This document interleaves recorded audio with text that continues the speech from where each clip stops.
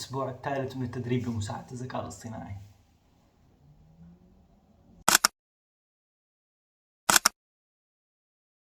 من ساعتين بدي أصور هذا الفيديو بس عم بستنى لحتى يوقف المطر، إذا سمعاني فصوت المطر عم يضرب على الشباك.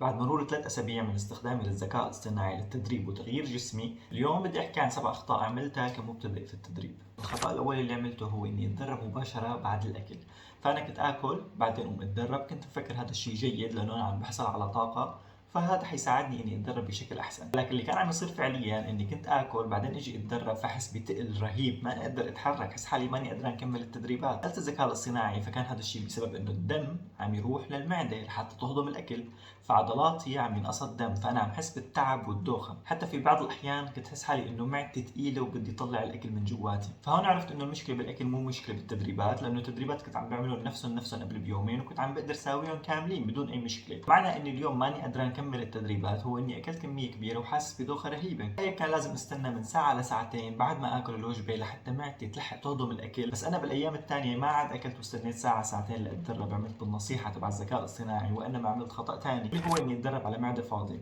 كنت في الصبح بكير اتدرب بدون ما اكل اي شيء حرفيا، فكنت حاسس حالي اني ماني قدران كمان كمل التدريبات. فعليا اكيد ما حقدر كمل التدريبات، فانا بدون طاقه، جسمي تعبان، ماني قدران اتحرك، فبدي طاقه وانا عم بتدرب بدون اي طاقه، فجسمي اكيد بده يتعب وعضلاتي ما حتقدر تساعدني. وخاصه انا مثل ما حكيت لكم بالفيديوهات الماضيه اني عم بتدرب تمارين ذات كثافه عاليه، وهذا النوع من التمارين بيحتاج لطاقه عاليه، واني اتدرب على معده فاضيه فكان الموضوع اشبه بالغباء. بس هون كان الشعور مختلف عن الشعور الاولاني. بالمره الاولى لما كنت اكل اتدرب كنت احس بتقل، حس حالي بدي اطلع الاكل من جواتي. بالمره الثانيه كنت احس بدوخه اكثر، حس حالي انه ضغطي عم ينزل، فما حس حالي اني قدران لسه واقف على رجلي، إني لازم اتسطح، لازم نام، كنت احس بالشعور بالنوم. فبعد البحث وسؤال الذكاء الاصطناعي اكتشفت انه لا هذا صح ولا هذا صح، لازم الاقي حل وسط بيناتهم. فانا لازم اكل قبل التدريب، ولكن ما لازم اكل وجبه ثقيله. يعني اذا اكلت وجبه ثقيله فلازم استنى من ساعه لساعتين لحتى معدتي تهضمها، او اذا حابب اكل قبل التدريب بحوالي نص ساعه فيفضل اني اكل شغله بسيطه خفيفه تقدر معدتي تهضمها قبل التدريب. على سبيل المثال موزه، حبتين تمر، اكثر من هيك لا. الخطا الثالث اعتقد انه كثير منا وقعوا فيه، وهو خطا عدم الراحه. كثير منا بيفكر اذا بده يعمل عضلات بده جسم منيح لازم يتدرب يتدرب يتدرب،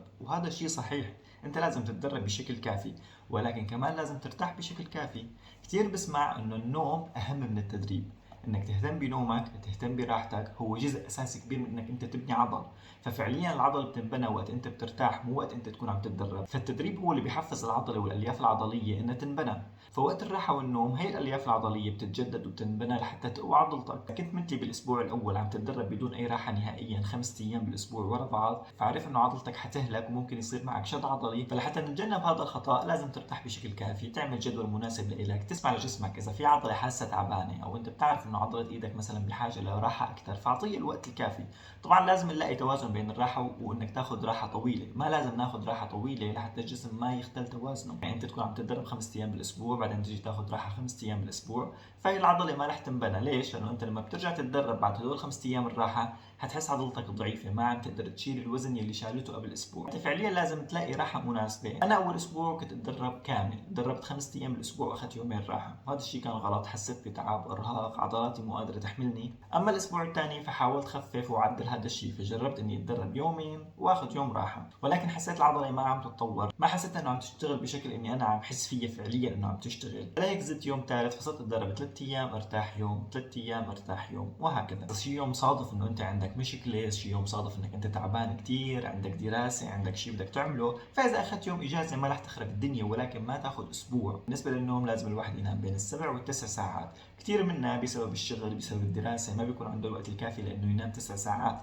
ولكن على الاقل نام 6 ل7 ساعات. يعني هذا اضعف الايمان لحتى تحس حالك انك انت قدران تشتغل ثاني يوم. مو معقول تروح على دوامك على الجامعه وانت نايم 5 ساعات، يعني هذا الشيء لا صحيا بالنسبه لك لا للدراسه ولا للتدريب. اما الشغله الرابعه فهي بتتعلق بالشغله الثالثه. بعد ما عرفت ايمت لازم ارتاح وايمت لازم اتدرب، فهون كانت المشكله انا كنت عم بوقع فيها وكثير منا بيوقعوا فيها، وهو تدريب العضله بشكل زياده. يعني انك انت تستهدف العضله بثلاث اربع تمرينات وهن فعليا عم يستهدفوا نفس العضله، فانت كمان لازم تستهدفها بتمرين تمرينين، فهيك انت بتكون حركت العضله وشغلتها، ولكن كمان لازم تعطيها وقت راحه. ما تجي اليوم تتدرب معده باسلوب معين وتيجي بكره تتدرب معده باسلوب ثاني، وتيجي اللي بعده تتدرب معده باسلوب ثالث، فهيك انت فعليا عم تستهدف عضله المعده نفسها 3-4 ايام بالاسبوع ورا بعض بدون ما تعطيها الوقت الكافي للراحه. الخطا الخامس انك ما تحمي قبل التدريبات، لانك انت شايف انه ما في داعي تروح 10 دقائق قبل التدريب بتحمي بحركات بسيطه، شايفها انه ما لها اي اهميه، ولكن فعليا 10 دقائق احماء ممكن تجنبك اصابه، ممكن تجنبك شد عضلي او حتى التواء بالمفاصل. هلا بنيجي للخطا السادس، هو حساب السعرات الحراريه، ولانه هذا الشيء بده مجهود ووقت انك تعرف هي الغرض قديش فيه سعرات، وتقعد تصور وتبعت وتشوف لك كل 100 جرام قديش فيها سعرات حراريه وقديش تحتوي على بروتين، فالموضوع شوي بياخذ وقت وبده حسابات، فكتير منا بيكسل انه يعمل هذا الشيء، ولكن هي خطوه مهمه جدا، وخاصه لمثلي اللي بده يخسر دهون ويبني عضلات. الاجسام اللي بتكون سكيني فات فهي بحاجه لتحسب السعرات الحراريه، لانه بحاجه لتعمل عجز سعرات حراريه مثل ما حكينا بالفيديوهات الماضيه. فانت فعليا اذا تدربت 1000 تدريب باليوم وعملت افضل برنامج، اذا ما عم تحسب سعراتك الحراريه فما راح توصل لاي نتيجه. كثير من المرات بيكون الاكل اهم من التدريب، يعني انك انت تاكل اكثر مما بتحتاج حتى لو اكلت كميه قليله. كثير منا بيقول انه انا اكلت كميه قليله ولكن لساتني عم زيد بالوزن، او ما عم يروح الكرش، او ما عم يروح الدهون اللي حوالين المعده، لانه انت فعليا ممكن تاكل كميه قليله ولكن عم تاكل شغلات بسعرات حراريه عاليه جدا. افترض انك عم تاكل زيوت كزيت الزيتون، او عم تاكل خبز ابيض، او عم تاكل بذور مثلا بذر دوار الشمس، مايونيز، دبس رمان، كثير اشياء انا ما كنت بعرفها من قبل انه بتحتوي على سعرات عاليه جدا حتى لو كميتها قليله، ولكن تعطيك سعرات مبالغ فيها، ممكن توصل ل 500 سعره حراريه. وانت كشخص بدك تخسر دهون وزنك حوالي 70 ل 80 كيلو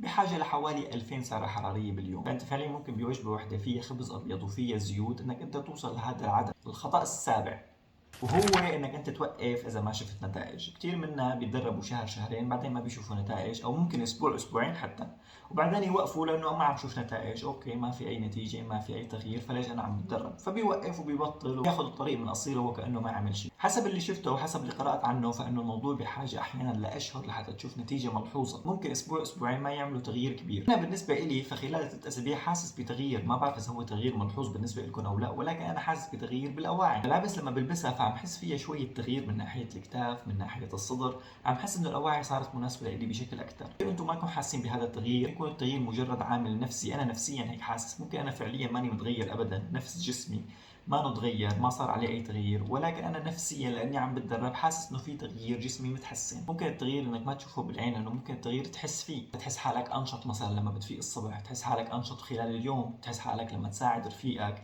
لما تنقل غرض، لما تعمل شيء شغله انك انت انشط وقادر تعملها، مو مثل زمان اذا بدك تطلع مثلا للطابق الرابع ممكن تلهت وتتعب وما انك قادر تكمل وتحس الحياه صعبه. عاده الشغلات الصغيره تتعبك، انك انت تمشي مسافه قصيره وبعدين تتعب وما انك قادر تتنفس. فهي التغيرات البسيطه، التغيرات بالحياه اليوميه، التغيرات بالشعور بالنفس، بتزيد ثقتك بنفسك. ممكن التغيير على الميزان ما يكون بشكل ملاحظ، لانه غالبا الميزان مخادع، ممكن تكون عم تنزل دهون وعم تزيد عضلات فوزنك بيكون محافظ على حاله. معلش كمل وتدرب حتى لو كنت تعبان، حتى لو كنت مشغول، مجرد انك تتدرب نص ساعه، حافظ على التدريب، ما بدي اقطع، لانه متى ما قطعت يوم يومين حتتعب وتقول اوكي يلا خلاص، يلا يوم ثالث، يوم رابع، وهيك بتروح وبتصير اسبوع، الاسبوع بيصير اسبوعين، وما عاد ترجع للتدريب حياتك، لانه اصلا اذا كان في شويه نتائج فبيكونوا راحوا. الذكاء الاصطناعي اعطاني نصيحه اني صور جسمي كل يوم بعد التدريب،